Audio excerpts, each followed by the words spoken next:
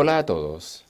En este ejemplo de cálculo aplicaremos el método de los estados límite últimos o también llamado método de cálculo en rotura, específicamente en el dimensionamiento de elementos de hormigón armado solicitados a compresión axial. Puedes detener la reproducción de este video para leer atentamente las instrucciones.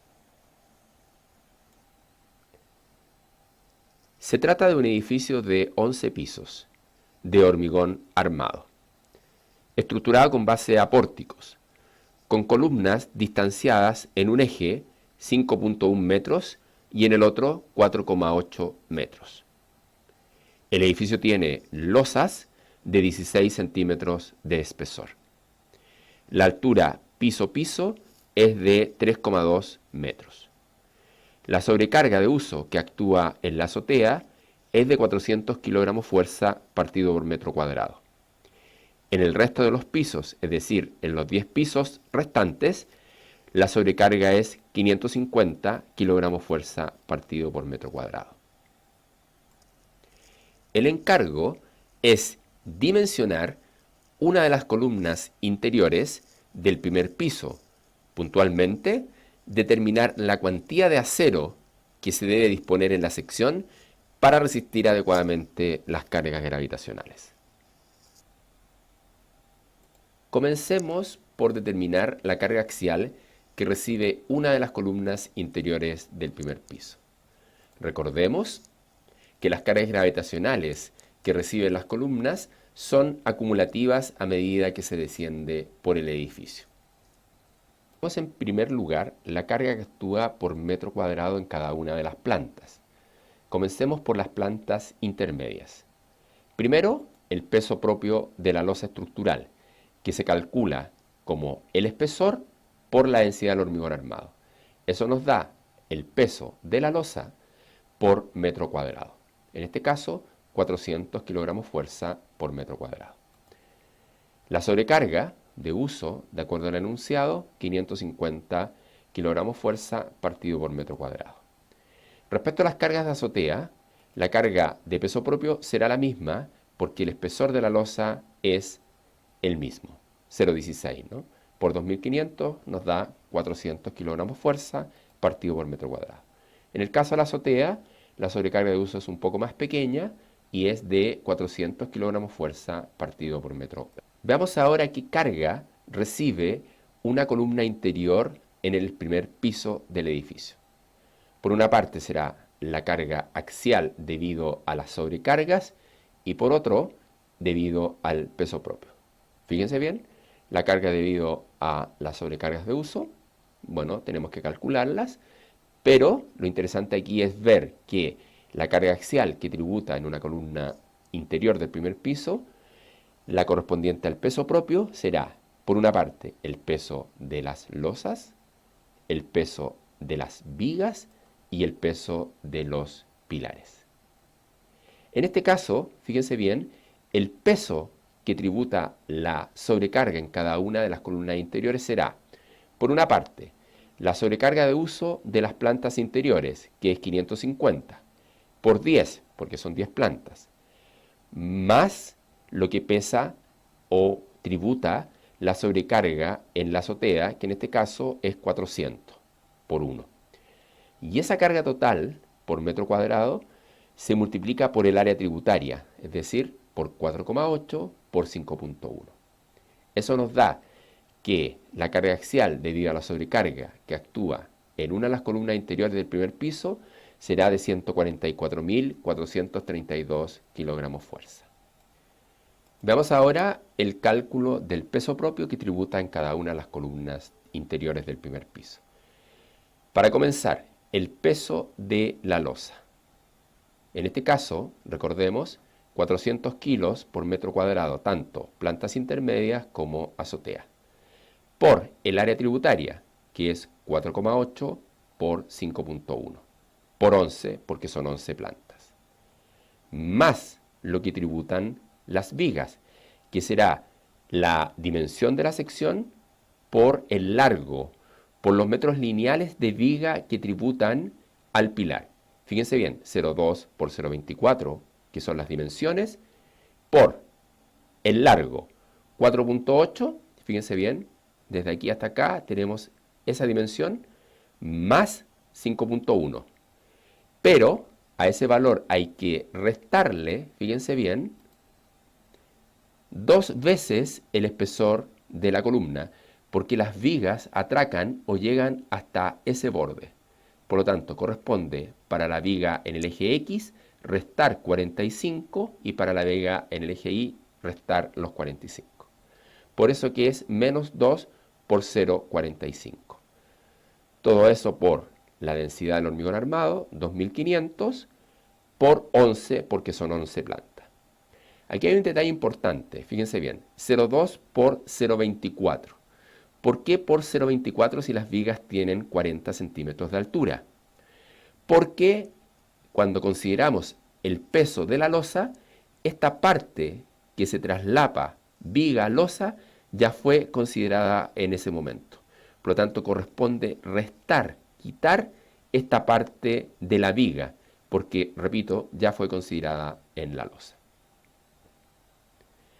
Más lo que pesan los pilares. Fíjense bien, 0,45 por 0,45, que son las dimensiones, por la altura. Fíjense bien, pero la altura no es la altura piso-piso, porque tenemos que descontar la parte que se traslapa con la losa. Por lo tanto, tenemos 3,2 metros de altura, menos 16 centímetros, nos da que la altura, para efectos de cálculo del peso propio del pilar, es 3,04. Ese valor por la densidad del hormigón armado y por 11 nos da el valor de la carga axial debido a peso propio que tributa en una de las columnas del primer piso. 136.521 kilogramos fuerza. Estamos ahora en condiciones de calcular la cuantía de acero de un pilar interior del primer piso y mostrar finalmente la solución de armado en un corte transversal. Recordemos, el P de sobrecarga es 144.432 y el P de peso propio 136.521. La fórmula que utilizaremos para el dimensionamiento, para la determinación de la cantidad de acero que requiere la columna, será la siguiente. P sub U menor o igual que phi por P sub N. En este caso, la carga axial mayorada será la carga debido a peso propio, mayorada por el factor de amplificación de peso propio que es 1,2, más la carga debido a sobrecarga mayorada por 1,6, que es el factor de mayoración que aplica en sobrecargas de uso. Eso nos da una carga última igual a 394.916 kilogramos. Veamos ahora phi y P sub n. En este caso, al ser una columna con estribos simples, phi es igual a 0,65, es decir, se minora la resistencia en un 35%. La fórmula para calcular P sub n, recordemos, es la que en este momento estamos observando. Un factor por excentricidad accidental, un factor para tener en cuenta el fenómeno de cansancio, resistencia cilíndrica del hormigón, área bruta de la sección, centímetros cuadrados de acero, límite elástico del acero y centímetros cuadrados de acero que lleva la columna. En este caso, y de manera específica por una condición del enunciado, se nos señala que no debemos considerar riesgo de excentricidades accidentales. Por lo tanto, se exime de aplicar el factor 0,8. Es decir, para calcular la resistencia real de la sección a compresión axial, no aplicaremos este factor. Veamos el valor de la resistencia cilíndrica, en este caso del hormigón. Recordemos que corresponde a 0,85 por F sub C, es decir, la resistencia en probeta cúbica. De acuerdo al enunciado, el hormigón es un H25, por lo tanto nos queda 0,85 por 250 igual a 212 kilogramos fuerza partido por centímetro cuadrado. Reemplazando nos queda la carga última, 394.916 kilogramos fuerza. Eso va a ser igual a phi, que es 0,65, 0,85 por 212, resistencia al hormigón en probeta cilíndrica, paréntesis, el área bruta de la sección, que es 45 por 45, menos a su S, que es nuestra incógnita, más el límite elástico del acero, que en este caso es un acero A630, corresponde 4.200 kilogramos fuerza partido por centímetro cuadrado de límite elástico por A sub S. Despejando este valor, nos queda que A sub S es 60.3 centímetros cuadrados. Verifiquemos el cumplimiento de la cuantía mínima y máxima. En este caso, el resultado fue 60.3 centímetros cuadrados. La sección de la pieza es 45 por 45. Si calculamos la cuantía, nos da 60.3 dividido en 45 por 45. Nos da igual a 2.9. Este valor está comprendido entre 1 y 8, por lo tanto, cumple. Armemos ahora la columna. Para ello utilizaremos tablas como esta, donde se indican los diámetros comerciales y su respectiva sección. Fíjense bien, debemos colocar 60.3 centímetros cuadrados de acero y esa enferradura debe ser simétrica respecto de los ejes principales de inercia de la sección. En este ejemplo, phi de 32. Cada phi de 32 tiene 8.04. Si nosotros colocamos 8 phi de 32, da un área igual a 64.32 centímetros cuadrados, mayor que 60.3. Por lo tanto, procederemos a armar la columna de esta forma. Recordar que aquí pueden haber distintas configuraciones de armado. La idea siempre es acercarse lo más posible al valor de A sub S, que en sentido estricto es el que arrojó el cálculo. Si quieres, puedes intentar probar si existe una combinación de barras mejor. Pero siempre considerando que la enferradura que se coloca debe ser simétrica respecto de los ejes principales de inercia. Aquí finalmente podemos observar cómo hemos armado la columna. De esta forma, ¿no? Acá están distribuidos los 8 phi de 32 que arrojan un área total de 64.32 centímetros cuadrados. Hemos dado respuesta sí a la pregunta A del ejemplo de cálculo que nos encontramos desarrollando. Veamos ahora la pregunta B. Evaluar la pérdida de capacidad resistente de los pilares interiores del primer piso si la resistencia del hormigón colocado fue de 235 kilogramos fuerza partido por centímetro cuadrado. Recordemos que de acuerdo a proyecto, la resistencia especificada es de 250 kilogramos fuerza partido por centímetro cuadrado. Claramente hay una merma, hay una pérdida de resistencia que es la que nos piden evaluar. ¿Qué vamos a entender por capacidad resistente? Fíjense bien, es la capacidad real, nominal, que tiene la sección, que se calcula con esta fórmula. Es decir, no se considera ni el factor de excentricidad ni el coeficiente phi, nunca. De esta forma se calcula la resistencia real o nominal, en este caso de la sección a compresión axial. Entendido lo anterior, veamos entonces para el caso que nos encontramos analizando la capacidad resistente original en sentido estricto. Fíjense bien, acá está la fórmula. Será 0,85 por la resistencia a compresión del hormigón de acuerdo a proyecto. Recordemos, es un hormigón H25 que da 212 kilogramos fuerza partido por centímetro cuadrado cuando se lleva de probeta cúbica a probeta cilíndrica.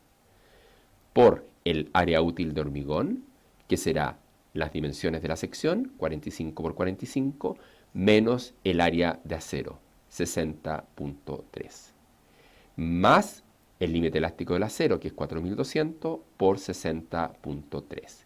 Eso nos da que la capacidad resistente original en sentido estricto es de 607.258 kilogramos fuerza. Calculemos ahora la resistencia alterada. Fíjense bien qué fue lo que ocurrió. que descendió la resistencia, es decir, se colocó una resistencia para el hormigón a compresión más baja que la especificada en proyecto.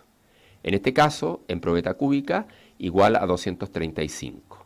Si multiplicamos por 0,85 nos da que en probeta cilíndrica la resistencia al hormigón colocado es de 200 kilogramos fuerza partido por centímetro cuadrado. Calculemos la resistencia nominal alterada. En este caso será 0,85 por 200 por el área útil de hormigón más el límite elástico del acero por la sección de acero. Eso nos da que la resistencia nominal alterada es de 587.219. Con estos resultados estamos en condiciones de calcular la pérdida de capacidad resistente. Fíjense bien, será la resistencia nominal alterada menos la resistencia nominal dividido por la resistencia nominal, todo eso por 100. Reemplazando, nos da que el porcentaje de variación en este caso es de menos 3,3%. Es importante mencionar que el criterio que hemos aplicado aquí es o se utiliza para definir responsabilidades. En este caso, si bien existe pérdida de resistencia, esta es baja. Finalmente, la decisión de qué hacer queda en manos del ingeniero calculista. Veamos ahora una segunda alternativa de análisis. En primer lugar, la capacidad resistente en sentido estricto se calcula de la misma forma, es decir, considerando los centímetros cuadrados de acero que efectivamente se calcularon en sentido estricto, no lo que efectivamente se colocó. Además, considerando la resistencia del hormigón de proyecto. Eso nos daba, recordemos, 607.258 kilogramos fuerza. Calculemos ahora la resistencia nominal alterada, pero real. Aquí vamos a observar la primera diferencia con respecto al caso anterior. Fíjense bien, en este caso calcularemos la resistencia nominal alterada con la resistencia del hormigón que efectivamente tiene en la estructura, que de acuerdo a la información entregada es de 200 kilogramos fuerza partido por centímetro cuadrado. Y por otra parte, consideraremos también el área de acero efectivamente colocado en la columna. En este caso, la resistencia nominal alterada nos da igual a 603.460 kilogramos fuerza. Calculemos la pérdida de capacidad resistente, considerando estos resultados. Reemplazando, nos da que la pérdida de capacidad resistente en este caso es igual a menos 0,63%. Este valor es menor que en el primer análisis, considerando que parte de la pérdida de capacidad resistente del hormigón está siendo compensada por el hecho de haber colocado una mayor cantidad de centímetros cuadrados de acero respecto de los estrictamente necesarios por cálculo. Este criterio se utiliza para decidir sobre las medidas correctivas que se deben implementar, bien demoler, bien reforzar o sencillamente no hacer nada. Esa decisión finalmente la adopta el ingeniero estructural. Ahora bien, desde el punto de vista de las responsabilidades, este criterio podría ser cuestionable. ¿Por qué? Porque el hecho de colocar un hormigón de menor calidad no puede ser compensado por el hecho de que por X razones se haya dispuesto una mayor cantidad de acero. Imagínense, podría haber sido incluso, cuando uno hace este análisis, el resultado haber sido positivo, lo que indicaría que hubo una ganancia de resistencia. En ese caso, ¿la persona queda eximida de responsabilidad? No, porque de todas formas colocó un hormigón que no es de la calidad especificada. Por lo tanto, el primer criterio que vimos es adecuado para responsabilidades, es decir, definir responsabilidades, y este segundo criterio es adecuado para definir o decidir sobre las medidas correctivas que se deben aplicar. Ahora bien, alternativamente, si no existen datos de la memoria de cálculo y solo se cuenta con las especificaciones técnicas y los planos de estructura, podemos sustituir el primer criterio de análisis por el siguiente. Fíjense bien, esta alternativa que vamos a ver ahora es cuando no se cuenta con toda la información. En primer lugar, calculemos la capacidad resistente real de proyecto considerando la envergadura que realmente se dispuso en la columna. Fíjense bien, acá está la resistencia a compresión del hormigón, aquella que indica el proyecto, 212 kilogramos fuerza partido por centímetro cuadrado en probeta cilíndrica. Y fíjense bien, ahora la envergadura realmente colocada, 64.32 centímetros cuadrados. Información que se extrae de los planos de estructura. La resistencia nominal de la columna será entonces 623.459 kilogramos fuerza. Calculemos ahora la resistencia nominal alterada. En este caso, tenemos lo siguiente. La resistencia al hormigón ya no es 212, sino que es 200 kilogramos fuerza partido por centímetro cuadrado. Esa es la resistencia alterada, en este caso del hormigón. Y fíjense bien, la sección de acero, es decir, el área de acero efectivamente colocada, es de 64.32. Por lo tanto, eso conduce a que la resistencia nominal alterada de la columna es igual a 603.460 kilogramos fuerza.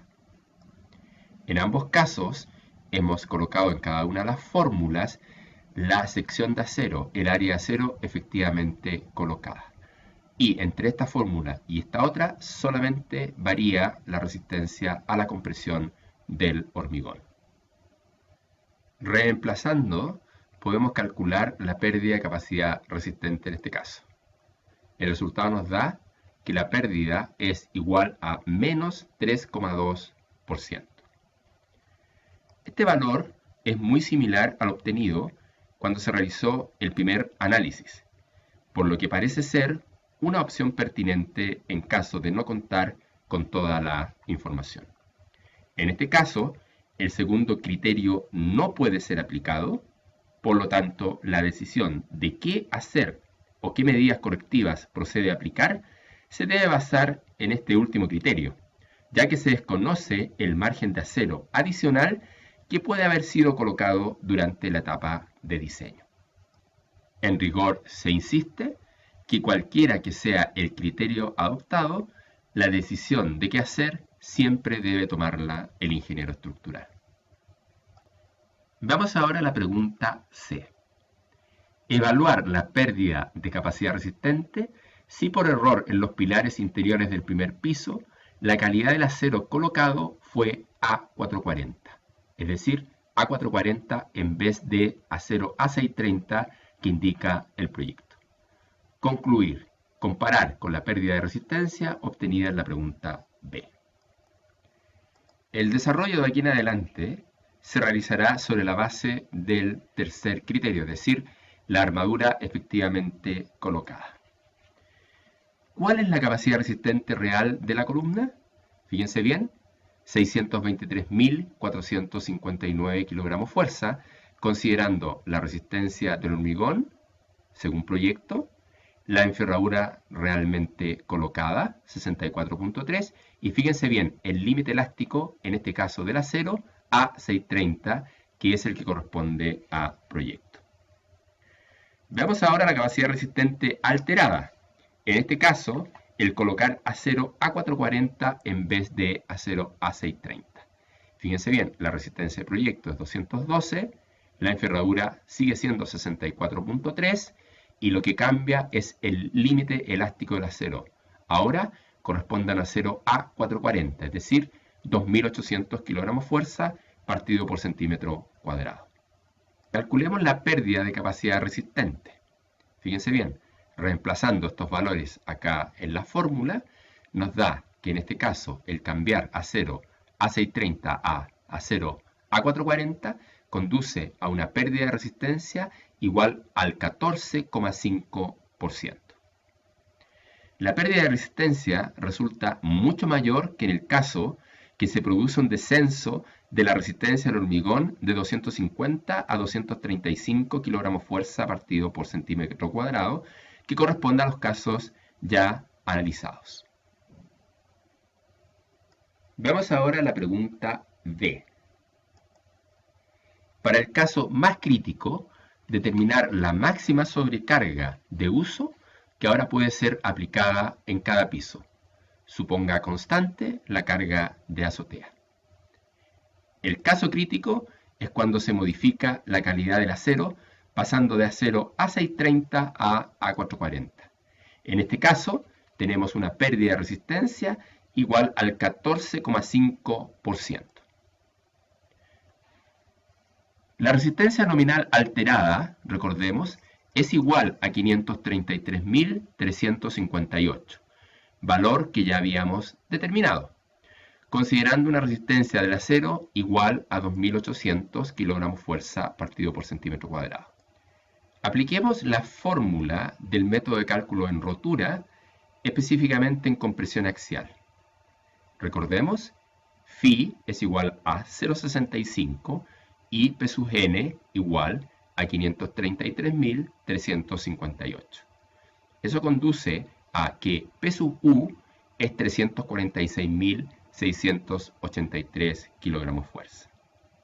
Por otra parte, sabemos que P sub u es igual a 1.2 por el peso propio más 1.6 por las sobrecargas de uso. Y ese valor debe ser igual a 346.683. Despejando de esta fórmula P sub SC, es decir, el P, la carga axial debido a sobrecarga, nos da 114.286 kilogramos fuerza.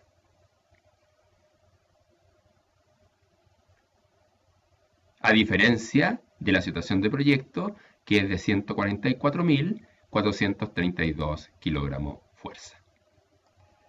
Por otra parte, sabemos que la sobrecarga de uso que actúa en la columna será igual a la carga por metro cuadrado que actúa en cada una de las plantas intermedias, X, por 10, porque son 10 plantas, más 400, que es la sobrecarga de azotea, que según el enunciado se mantiene constante, por 1. Y todo esto por el área tributaria, que en este caso es 4,8 por 5,1. Todo ese valor debe ser 114.286 kilogramos fuerza, es decir, a la sobrecarga alterada. Despejando, tenemos que el Q de sobrecarga, es decir, la carga por metro cuadrado que ahora admite la columna, es de 426,9 kilogramos fuerza. Fíjense bien, a diferencia de los 550 kilogramos fuerza por metro cuadrado que admite la columna en la condición de proyecto. Esto origina una variación en la capacidad resistente o en la sobrecarga de uso que puede ser aplicada de un 22,4%. Finalmente, veamos la pregunta E. Para el caso más crítico, ¿podría bastar con restringir el uso de la azotea a una sobrecarga máxima de 100 kilogramos fuerza dividido por metro cuadrado? Fíjense bien, a diferencia de la que admite en proyecto, que es de 400 kilogramos fuerza partido por metro cuadrado. En la azotea tenemos que la reducción de carga sería la diferencia entre lo que tributa originalmente, 400 kilogramos fuerza por metro cuadrado multiplicado por el área tributaria, y lo que ahora tributaría, que es de 100 kilogramos fuerza partido por metro cuadrado por el área tributaria. Esta diferencia es de 7.344, es decir, la reducción de carga sería de 7.344 kilogramos fuerza. Veamos qué ocurre en las plantas restantes. Lo que falta por resistir, o dicho de otra manera, lo que deja de resistir la columna del primer piso, es la diferencia entre la sobrecarga alterada respecto de la sobrecarga de proyecto. Veamos. La sobrecarga alterada es de 426,9 kilogramos fuerza partido por metro cuadrado, por el área tributaria, por 10 porque son 10 plantas, menos la condición de proyecto, que son 550 kilogramos fuerza partido por metro cuadrado, por el área tributaria por 10.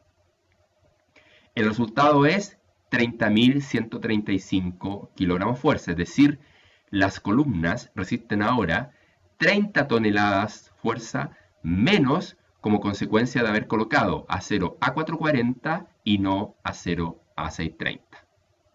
Por lo tanto, y en conclusión, nos basta con reducir la carga de azotea de 400 a 100 kilogramos fuerza partido por metro cuadrado, ya que solo se reduce la carga en 7,3 toneladas fuerza, lo que es insuficiente considerando que lo que deja de resistir la columna es del orden de 30 toneladas fuerzas.